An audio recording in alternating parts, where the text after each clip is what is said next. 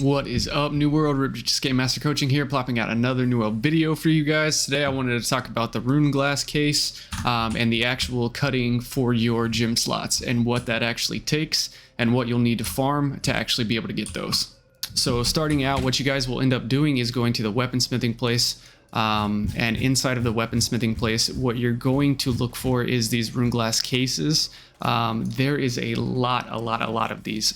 So there's empowering, which gives you arcane damage, igniting, which increases your fire damage, leeching, which ends up giving you health back, freezing, electrifying, siphoning, it's some mana stuff, I think, punishing, which is like physical damage, nature damage, sight, which is an increase to range damage, energizing, which gives you some stamina back, and then abyss, which does, I think it's arcane, I forget what kind of damage it is, but so inside of this you'll end up making these first. These are going to be a ton of money on the next upcoming patch and in the server in the future, because the ability to actually get these glyphs takes forever. It just does. It's one of those in-game things that's just what it is. And the ancient globs of ectoplasm drop about at the same drop rate. So to make these, you're going to need two types of different glyphs. You'll need your ancient glob of ectoplasm, and then charged sand, which comes from sandstone, and then sulfur, which comes from brimstone. Those are the things that you're going to need to be able to craft these. When you're going for the charged sand and the sulfur, the charged sand, the sandstone is actually found almost all over brimstone sands, but there's a huge collection of them around this giant pyramid here. And then also in some of these elite areas like this one right here, there is a ton of sandstone inside of these. So if you're having a hard time finding it, those are really good areas to find it, but there is a lot more scattered throughout brimstone sands. So whenever you're actually looking to get that sulfur, there are three different areas you can get the sulfur.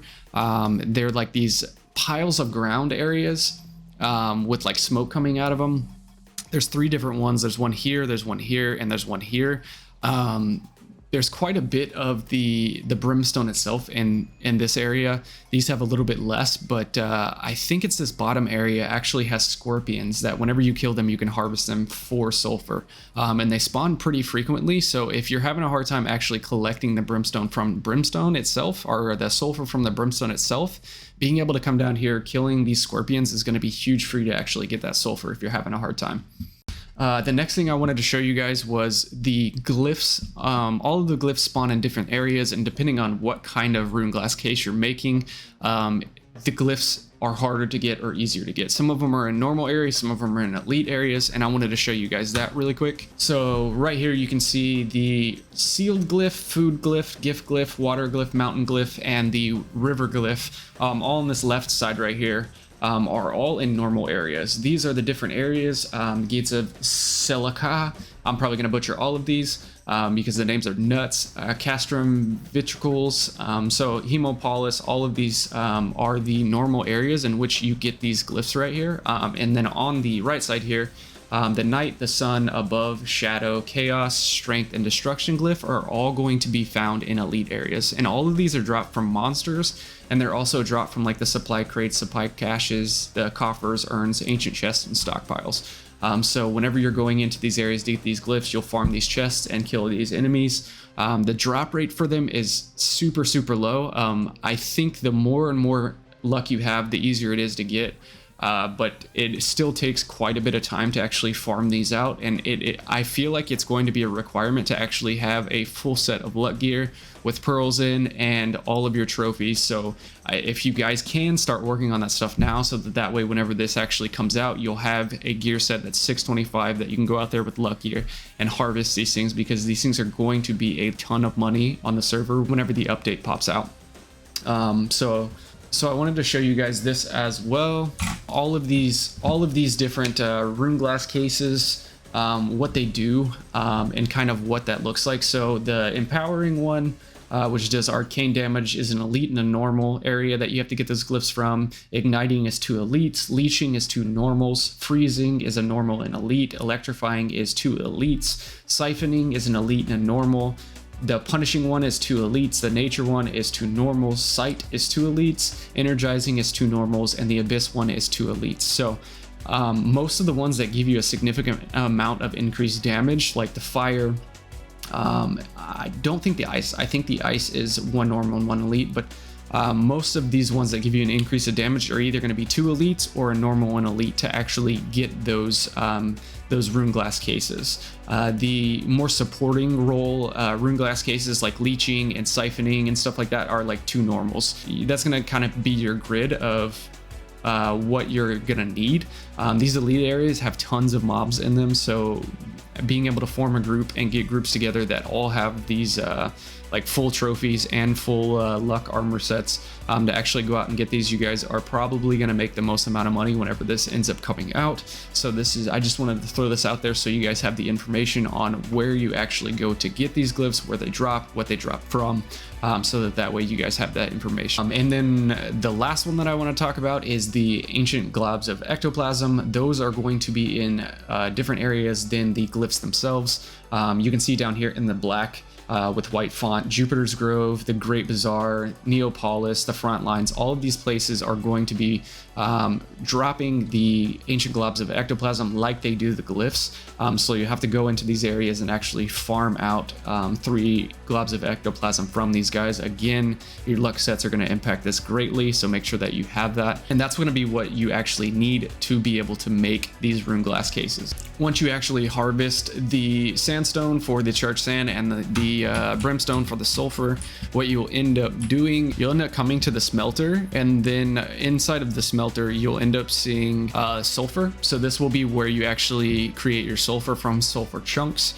You'll do that here, and then the sandstone, you will make the charged sand from the sandstone at the stone cutting. So you'll plop down here, and here is charged sandstone.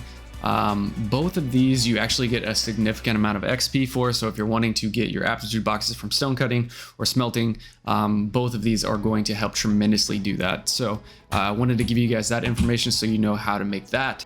And then once you make that glass case, you have to come over here to the stone cutter. And inside the stone cutter there is a lot of different things that you can do, but this kind of gives you the breakdown of it. I'll start at the top actually, just because it's all like the nature ambers. A lot of you guys are familiar with that if you have done dungeons in any shape or form. But the top part of this is going to be on your weapon. On the bottom part, it is going to be your armor. So whenever you slot it on your weapon, you are going to get an 8% increase in arcane damage per second for 2 seconds. And that's on the Empower one. Obviously there's Ignited.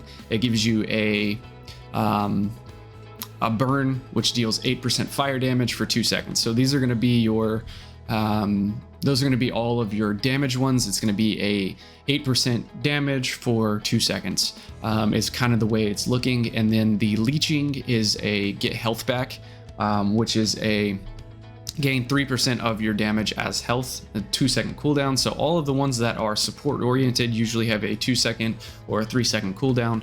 The 3-second cooldown ones are going to be like energizing. All the rest have 2-second cooldowns, but there's a lot in here.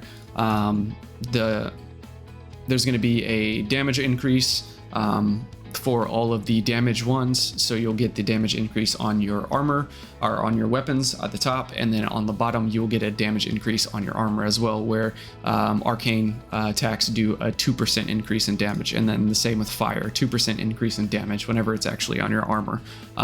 So these are going to stack very nicely. They end up being around a 10% increase in damage in whatever type.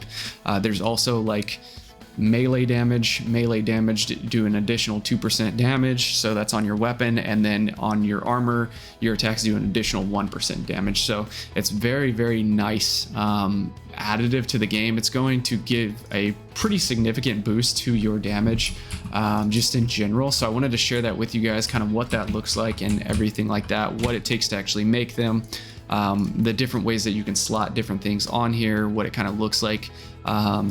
There's a lot of different builds that you can end up coming out with here. If you want to go fully damage, if you want to start doing leeching, there's a lot of creativity available whenever you start getting into these.